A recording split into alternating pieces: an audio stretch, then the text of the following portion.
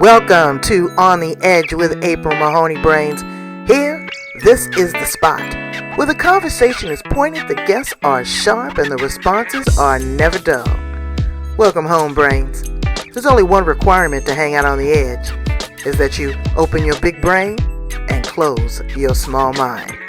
Did you bring your thinking caps? It's time to put them on, because the conversation starts now. Penny, what is the correct pronunciation of your last name? It's a mouthful. Sophocleous. Sophocleous? That's correct. Sophocleous. Brains, we have Penny Sophocleous right there, all the way from the UK here on the edge. I am so excited to have her. We are going to have a good time. She is a video caster. Okay, I'm trying to encourage her to become a podcaster. That voice is amazing. Her information is amazing. We're going to talk about women in business, women empowerment, coaching, and the cattiness of women too. Oh yes. We're going to go back and forth because you know what? We are in the age of Aquarius now, Brains. It's much softer, it's much gentler, and I hear it's much wiser. But we have to be on top of our game. We cannot be afraid. And we can't be catty and we can't be envious. We have to be what we were born to be, and that's pure love. And I brought it here for you. Thank you so much for joining me here on the Edge, Penny. It's a pleasure. Delighted to be here. Hello, So Brains. she said hello, Brains. She called you by your first name, see? She's all on board. I'm so excited to have her here. We've been waiting for a while to get her booked and scheduled. She's been doing a lot of stuff. I love that yellow. Yellow's one of my other power colors, green and yellow. Thank you. Yeah. So take us back. I know that you were born in Cyprus to Greek parents. I want to hear a little bit about that. And then you lost your father at a very early age and you ended up moving to London. Color in the white spaces for my brains on that, please.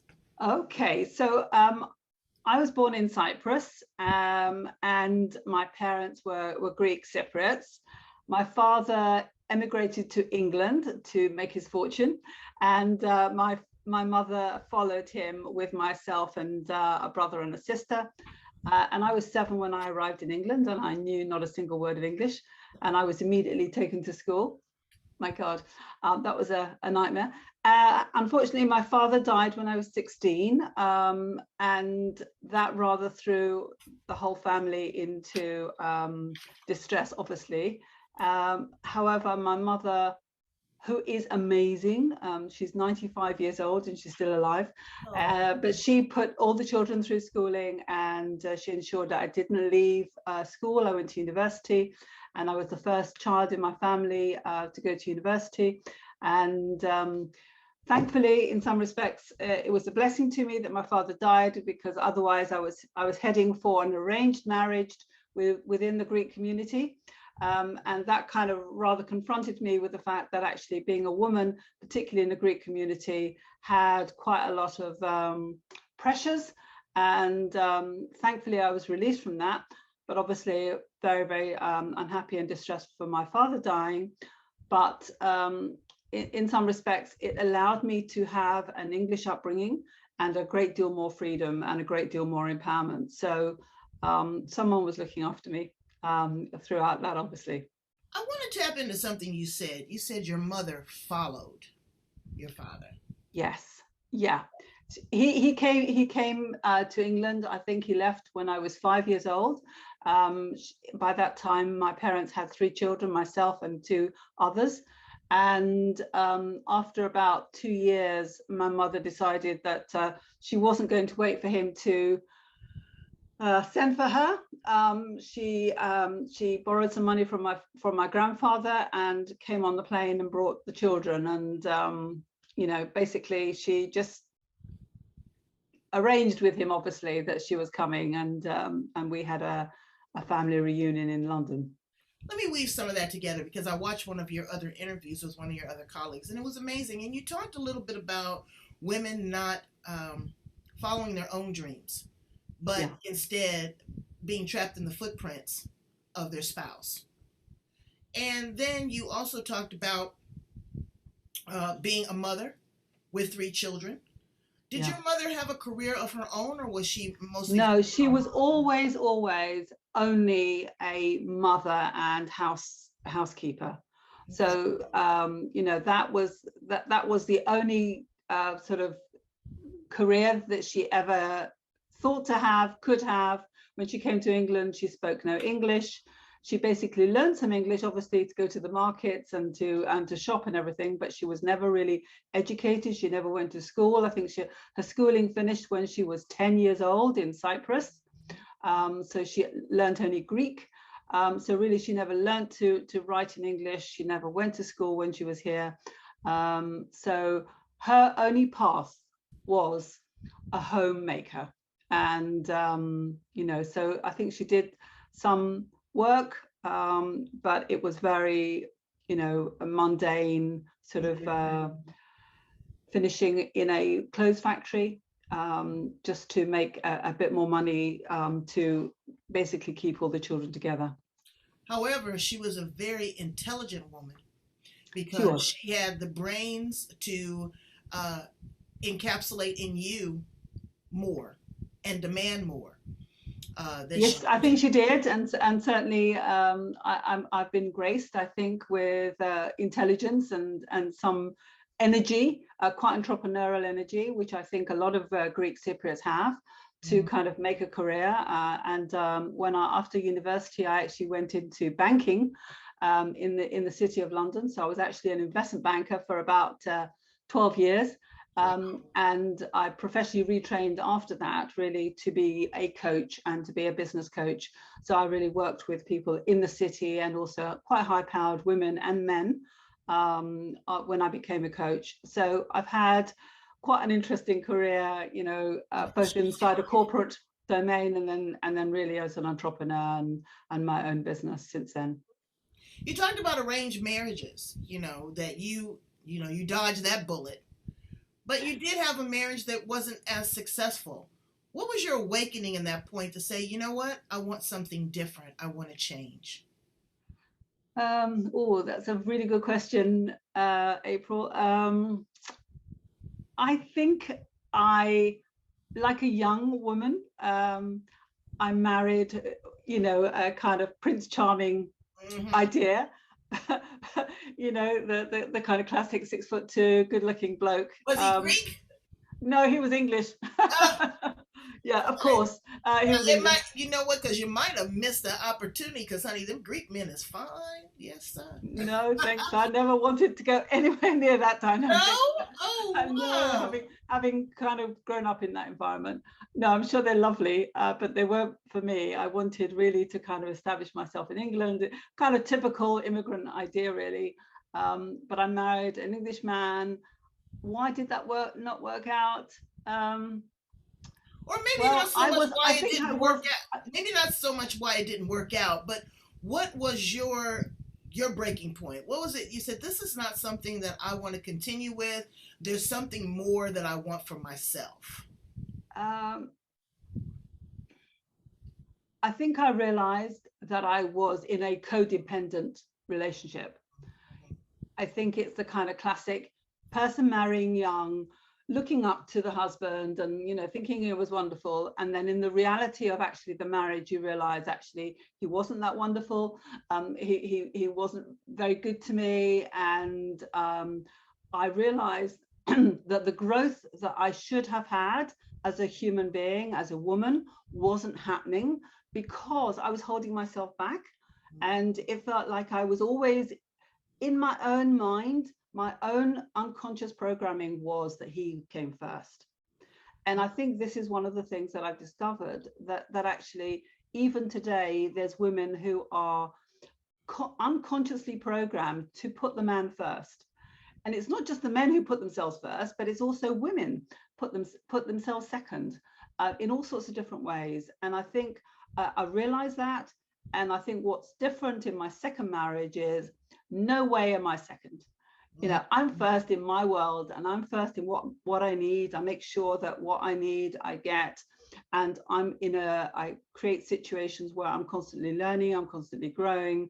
I'm constantly enabled to be creative and contributing to the world, because that's what the breakup of my first marriage enabled me to do, to kind of reconfigure what life was about, or what I wanted it to be about. And I think that's the difference when you're a woman, to re-empower yourself against a different kind of grid, a different idea about what life should be for you as a woman, not against the pre-programming that you've had by others.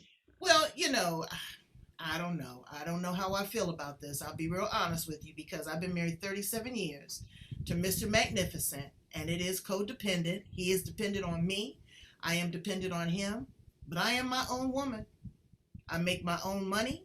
I make my own decisions. I collaborate with him. I'm a risk taker, where he's very steady. He's very conservative. He's very, above board. But at times I like for him to be in charge. I like to be taken care of. I like that nurturing. I like that feeling. But I know, and he knows, that in the event that if situations change, that I can handle myself. Sure.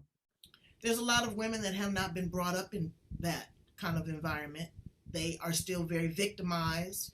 They are abused. They are submerged with their children. They've lost their identity. What would you say to that woman? I think I would say to them, it need not be the case. It need not be that way at all. But you have a journey to make, because, when you have allowed yourself to be victimized, and I'm sorry I have to put it that way, when you have been victimized, it's like you have to reconfigure your own brain and your own mind to get like new wiring, to say, actually, you can be self-determining, you can think for yourself, you can create a life outside of that relationship, you can create a different life to the one that you have now. But you have to be patient with yourself, you have to love yourself, you have to really take care of yourself and actually put yourself first. And that's even above your children, because you can't give love to your children if you yourself do not have love for yourself and for your situation. So it's about self-respect, it's about valuing yourself, so that you can then value the people that you love and you want to take care of. And you have to identify and know what you want. You have to do some self-actualization and some visualization and some journaling of your dreams. Ask yourself, what else is possible? How can it get any better than this? You have to question yourself. Another key thing that you like to talk to women about is the imposter syndrome. Oh, who does that? You're living this fantasy of ugliness. Or you are a woman, I'm going to switch it up, you're a corporate woman, and you've been going to work and you've got this tight pencil skirt and you've got these red bottom shoes, and now COVID has hit, and there you are in sweatpants, hair up in a bun, and Birkenstocks. It's not a cute look, but you still want to exude this, I'm important, I still have value. Talk to us a little bit about the imposter syndrome. Yeah, I think the imposter syndrome is kind of comes about because we accept a fantasy. Mm-hmm. We accept the fantasy that says, if you're going to be a corporate woman that's going to mix with all these corporate men at a high level, that you have to be X, Y, and Z, and you kind of form an image or a picture of who you ought to be like in order to kind of mix in and to be with those people who are also at that particular level. But actually, what you've got to realize is that as you genuinely are, your authentic self is just quite good enough.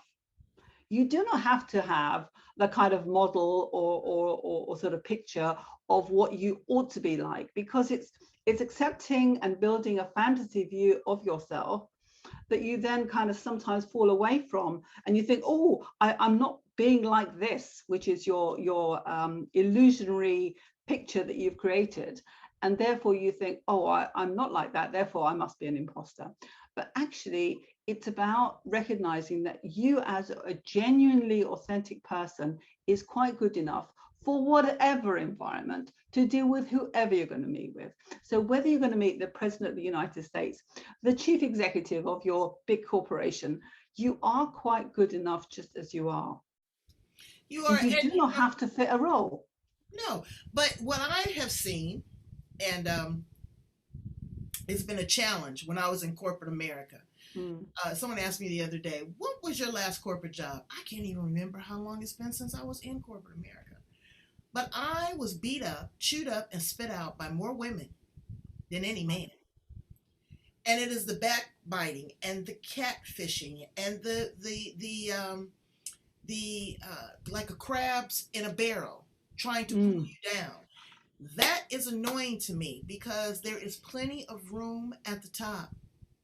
Absolutely. I totally agree with you. And I think some of my worst experiences in corporate were also at the hands of a woman. So I can agree with you and I can concur, but I would hope that in the 21st century, women can be better than that. Absolutely. Women can be bigger and better than that, that we all need to support each other and recognize that actually, you know, women need to get ahead. The world needs us to overcome our own differences and overcome the fear that another woman is going to kind of, you know, disempower us or take away our territory. That is male style thinking. We do not want to have that kind of thinking, because that's a male thought that says, this is my domain, this is my territory. Territorial, yeah. Yeah, territorial. And that's the male psychology that I think women have adopted and think that that is the right kind of psychology to have when they're at the top. No way. You know, but women in a lot of corporate settings, not all, they don't bring their feminine essence to the boardroom. They want to have the, you know, the shirt and the tie, and they want to sit there and be just as stern as a man, instead of being able to bring in the softer side, the more the negotiating skills, the more of the empathy, the more of the listening, and the ability to be flexible. Those are our gifts. Even being empathic is so important. And that is how we are going to be like cream and rise to the top. That's what a lot of young women are doing now. They're bringing sexy back. And it's absolute, really, you know, and it's absolutely okay. You don't have to be hard and stern. People are going and I think that's why in my videos casts called Standing in Her Power, it is about women finding a route to be themselves. Not to be a male version of themselves, but to be a woman version of themselves. And actually, women have an innate power that is uniquely theirs. And I think the challenge for all of us in the 21st century is to recognize that we can be unique, we can be ourselves, and yet still thrive, and yet still make an impact in the world. And it's about making a journey and finding ways to make that journey so that we have an impact, and also other women around us are facilitated and empowered to make an impact too. And get rid of these isms, ladies. Sexism, classism, racism. There is some cold-blooded women out there. Yeah, and I'll talk about the ones here in the United States. They are ruthless, and they are full of these isms more so than the men. We have to go back and have to understand that we are the givers of life. We are the nurturers. We have been given this gift. We need to be able to edit and filter and accept what is laid before us. You know, it's like going to a smorgasbord. You've got everything out there at the buffet, but everything's not going to be on your plate. And you shouldn't judge another person because they get okra, and I hate okra. Okra. I love you, Oprah. I didn't mean to say Oprah. But yeah, and I love that. So what is for you is not for everyone. So I'm hoping that women are able to expand themselves to a greater level to be able to embrace what is going on. This COVID is no joke. This is the perfect pause. This is historic. It is touching the entire world. No matter what your political views are, or your medical or religious beliefs, everyone has had to stop and do some self-reflection. What is it taught you? I think what's interesting about the COVID scenario is almost like it's forcing men to think more like women, because they can't now demand that everybody goes back into the office, because everybody isn't going to do that anymore. And it's like the kind of psychology and the psyche of men has had to change because of COVID, to become more empathic, to become more understanding of what is happening in people's lives, to be a little bit more understanding of what their needs are. So actually, I think it's good for women to recognize actually men are coming into our sphere of thinking and our sphere of operating. But, you know, we have further to go. I think as women, we have more to empower ourselves with. We have more territory to encapsulate the opportunity of who we are and what we can be in the world. Because, you know, we have huge problems in the world. And I think women are more psychologically aligned to correct those problems, to deal with those problems in ways that isn't going to lead us into conflicts, into wars. We've had enough wars on this planet. And unfortunately, I hate to say this, but who's created most of the wars? Men. Can we do a better job? Please, women, can we see that actually our psyches should not be geared in the same way as men's, that we can think about collaboration, we can think about working together, we can find solutions that are not to do with conflicts and fights. We can find ways through in a more intelligent way. Well, I look at some, you know, very huge countries that have women leaders. And we were so excited here in the United States. Oh, our first female vice president, a woman of color. Whoopee! I mean, Yeah. okay, and I give her due respect and I support her 110%, but I'm not impressed. Okay, we cannot fight a 21st century war with 1960 tactics. You know, we're getting excited about something that should have been done a long time ago. And she's still not the president. She's still second fiddle to a man. My opinion.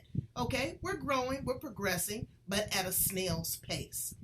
So, women, seasoned women like yourself and me, we have taken on the roles now of mentors, coaches, advisors, not just mothers, not just housekeepers, not just wives, but we have really taken on roles now to mentor the young millennial women. And I have a lot of them, and their conversation is very different. They want clean water.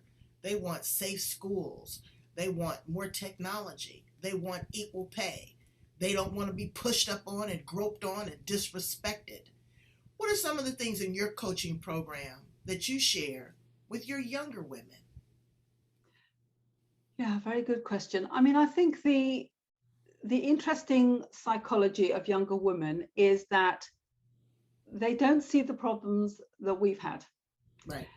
Their starting point is very, very different. They see that actually they have entitlements to certain things, to equal pay, to the opportunities of whatever it is that they're interested in. And it's like their starting point is very different. It's like, we want this, we're going to go and get it. And they just go for things. I think that is the important thing for younger women today. Is like they see what the opportunities are, and according to who they are, they just go for this. They just go for it. So I have some young nieces who are sort of early 20s now, and it's almost like they have an intelligence that's very acute as to what their personal interests are, what their alignments are. And it's like they go out and they look for opportunities in their careers and they go for it. If it doesn't turn out to be good enough for them, it doesn't allow them to do what they want to do, they leave. They find another opportunity. They just leave. Yeah. 9 months later, that's it. It's not good enough. You know, like us. Oh, I'm going to hang in here. Things are going to change. No, they're out. They leave. They go find something else different. And it's like, you know, they're much more demanding of what will suffice for who they are and where they are in their careers. And I think that's a really fantastic thing. I think they are not particularly keen about marriage or getting hitched. It's Or like, having the big house and the or car. having the big house, They or want having the children. yeah, they want the small car, they want the tiny house, or role reversal. She wants to go out and work, and he wants to be a stay-at-home, father. Yeah, yeah. So I think it is it is very, very different. How far that psychology is going to be enabled within the kind of corporate environments, because I'm hearing, I do coach some women who are in their sort of mid-30s, and so they're not millennials and they're not mature ladies. They are like in the middle of their careers, and one of the things that they're saying to me is that, and particularly large corporate sort of executives, they're in, like, let's say they're a sort of marketing director level, big corporates, and what they're finding and what they're saying to me is that they can't understand why the CEO and the top executives are all about growth, growth, growth, growth at any cost and at any price. And so people, even at that mid-level, they're beginning to see that actually that is not good enough in terms of the meaning of their work. It's not so significant that they should be just going for growth when it means they're exhausted, people are exhausted, they can't quite equate the benefits and the rewards of their work with the impact of what they're doing in the world. So just growing a business for that sake is not really meaningful or significant for them. And they're beginning to see that in their mid-30s. And I can see that what that might lead to is women will be coming out of the corporate environment and saying, this is not for me. More entrepreneurial, but then again, they are seeing that imposter syndrome, or they are replicating something that is already there that they see that is not working. Stabilization is fine. You don't have to keep growing, growing, growing. There's only so much money you can spend. There's only so much food you can eat. There's only so much wine you can drink, So again, it's about being greedy. And being greedy. Well, that's certainly what they're seeing, but it's like that doesn't translate in the corporate world because investors need to see this quarter has grown by X amount versus last quarter, and the next quarter is going to grow by X amount. And so there's this kind of external pressure that causes big corporates to want to keep on growing. But internally, the women who are working in these big corporations can't find the meaning for them inside of those corporations. Right. And so we're going to have to change the paradigm altogether, start from the ground up, or have more of these conversations to really see is what is it that we want. We want to see more women in science. We want to see them in research, not just chasing the dollar. We want to improve our quality of life, and that's on all levels. Our health, Sure. So, and that's why it's interesting that certainly in the UK, the COVID people who were most significant in terms of creating the AstraZeneca vaccine in the UK were women. And so their interest is actually having beneficial outcomes for their creativity, their scientific research to actually make a difference in the world. And I think I see that moving forwards, that more women are going to be interested in having careers that's going to bring beneficial impact into the planet, into the world, into climate change, into science, into health. So rather the women are going to be interested in making a difference there and having meaningful careers towards a beneficial impact. What do you say to the man that says, oh shit, what has just happened here? These women have risen. Oh, what do we do? What conversation do you have with them? Enjoy it. I know. Because it ain't going backwards. No? You don't? No. I have had some very interesting men on my show that are actually tired of being in charge. They want to see how, they're very interesting. They want to see how a woman leads. Yeah. And I tell them, I said, you were raised by a woman. You were nurtured by a woman, So you have an indication of what we can do. Look at you, you know. I think that's true, April. I think in the 21st century, the kind of energetic dynamics of the planet and our world today is changing. So women are going to be in the ascendancy, and men are going to change. Their roles are going to change in the home, in business, and some of them may really enjoy that and really like that, and some of them are going to struggle. They're going to struggle. But I think that's an internal struggle. I don't think that it's just a gender thing. I think it's just something that's in their own space. So let's ask some fun questions about you, Miss Penny. Okay. Okay? I'm going to throw out some random words. You tell me the first thing that comes to your mind. Power. Love it. Okay. Yeah. You know, women need to own their own power. And that means owning themselves, recognizing that actually, as a human being, every human being has power. And it's about owning that power, claiming that power, and make it work for you. And not abuse that power. Not abuse it. No. Okay. Faith. I have it. Okay. I believe in the eternal life of the human spirit, and you know, I respect every human being and have faith in their goodness and in the positive impact of their life here on the planet, and I want to support them. Joy. What brings you joy? That smile brings me joy. It's like dancing brings me joy. Making a difference in the world brings me joy. Talking to people and lifting their spirits brings me joy. And I suppose that's why I'm a coach, because I like to help people see the positive in the world and see the positive about themselves, and the opportunity, the wonderful opportunity of having a life and consciousness, and the opportunity of this time to make that difference. That gives me joy. What's your biggest fear?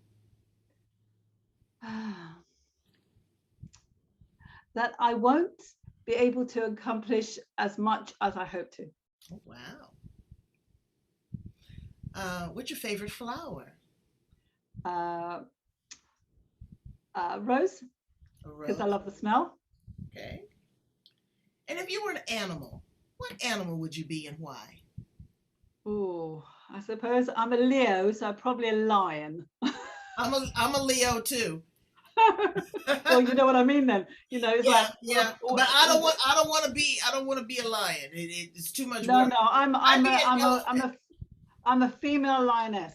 Okay. I go after things. Yeah, that's right. You take control. I love it. I'd be an elephant. Would you? Okay, yeah, I can see that. Because they're big and they're strong and they're majestic, but they're also very kind and loving and nurturing, and you know, they travel in packs and they're supportive, but they will stomp on your head and they don't forget anything. I love elephants. Okay, good for you. What's your favorite food? Chinese. All sorts of Chinese food, and because it's very healthy and good for you, and you can cook it quick. Yeah. What are 3 things that you can absolutely not live without? Oh, good question. My home, my breath, and my mind, my intelligence. I'm so glad you didn't say your phone. No. Oh, I get so many people that say, I can't live without my phone. I was like, oh my goodness, we've got work to do. Yeah.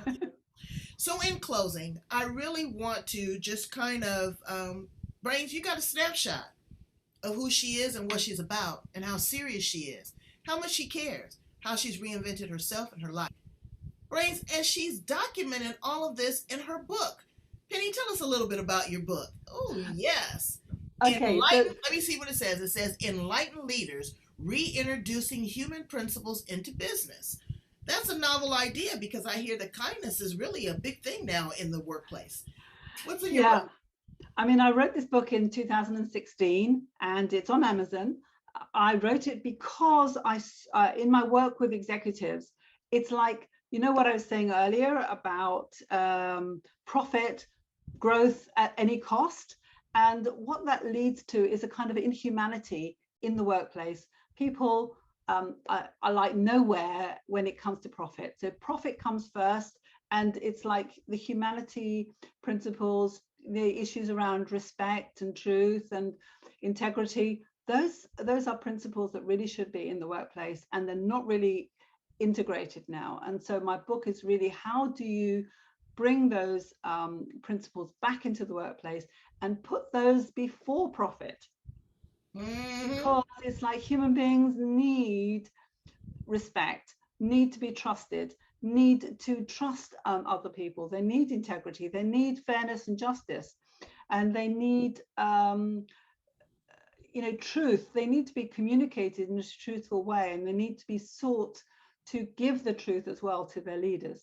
So I think that would change the whole dynamic of a business environment if we have these principles at play. So that's what my book is about. Well, it's very, very important because, again, truth, integrity, that's what builds the foundation of a business. Loyalty, that's what creates loyalty, outside of a nice bonus. All right, we're going to be sure to pick up a copy. Let's see it one more time. Penny, hold it up for us. Yes. Look at that, Brains. I love that color. I see the color is your colors. I see that in a picture that you have hanging on the wall too. Yeah, it was taken from here. It was an original, actually designed by my niece. See, another powerful, creative woman. Yeah. Tell my brains a little bit about your coaching program and how to get in contact with you and what they can expect when working with you. Well, I have a coaching program for sort of any women who really want to make a difference in the world. I work with you for a minimum of about 6 to 9 months, and it really depends on where you're starting or where you want to end up. So we work together, and it's really about building your confidence, building your clarity about what you want to achieve in the world and about what you want to do, and actually taking all the steps to kind of rewire your mind and your brain to kind of take action, move yourself forward, and really end up in the place that you want to be, where it might be a career promotion, it might be stepping up into a bigger opportunity in your career, taking on an entrepreneurial role. Whatever it is, it can be, but it's uniquely designed for you and to help you achieve that goal. Well, that's a huge undertaking. It really is, because again, like I said in the beginning, it's about self-actualization. And so before you even pick up your pen to write down Penny's information, have some idea, have some feeling around what you want to do, because the deep dive is an inside job. Sure. I mean, I think, in addition to the kind of imposter syndrome that many women experience, they have a reticence to step up into the opportunities that are facing them, or they are experiencing the aspect of they're just too nice. So they're not being recognized, they're not being promoted. Right, so all of these features have a dampening effect upon them. So it's really about releasing you from that. And obviously, if you want to get in touch with me, it's very simple. You email me at penny@corparc.com, short for Corporate Alchemy, CORPALC.com. And that's my sort of business name, Corporate Alchemy. And all that information will be at the end of this video as well as the bottom. Please go in and watch our videos, video casts. We're going to turn them into podcasts. I'm going to work on it with that. And it's really a breath of fresh air. We here in the US do things differently than they do in the UK. It's a different culture, but women are united around the world. I am my sister's keeper. Sure. And I want to love on you. I want to see you succeed. I really do. I'm not jealous of you. What is for you, you can't miss. It's not for me. When you go to that buffet and what you put on your plate is for you. It's not for me. And so you have to, again, rise to the occasion. Don't be afraid. Fear is false expectations appearing real. We all know that. Okay? Anything else you'd like to share with us, Miss Penny? Yeah, I think one of the things that I've learned and I've taken on board from other women is that if I can see a woman do something that I have never done, that tells me if she can do it, I can do it too. And it's giving myself the permission to kind of open myself to the opportunity that I can do it and I can go for it. And so, we all offer exampleships to each other that we can take advantage of and that can help us move forward. So I always like to take a positive view. Any woman who's really achieved anything great, that's just gives me the idea there's a roadway and a pathway that I can follow to. Absolutely. And that's including being a stay-at-home mom, raising your children. Of course. Because you're pouring everything that you have into these little minds, just like Penny's mother did with her, just like my mother did with me. They encouraged us and they said, you know what, this is not the road that I take, but I am going to encourage you to do that. And I'm going to sit back and watch you and support you. And thank you so much, Penny, for doing what you do every day. Just being out there, being excited, smiling, and sharing with the world. Brains, it's your turn to share this interview with everybody that you know. Like, love, share, subscribe to me and Penny. Okay? This is how we're going to get the word out. There's 2.4 billion people on the planet, and we need at least 2 billion of them to know about me and Penny. Okay? And we can only do that with you. Thank you so much, Penny. Please Thank you, April. It's been a pleasure. Come back and keep me informed on what's going on there. Will do. All right. Bye, everyone. Bye, Brains. Bye.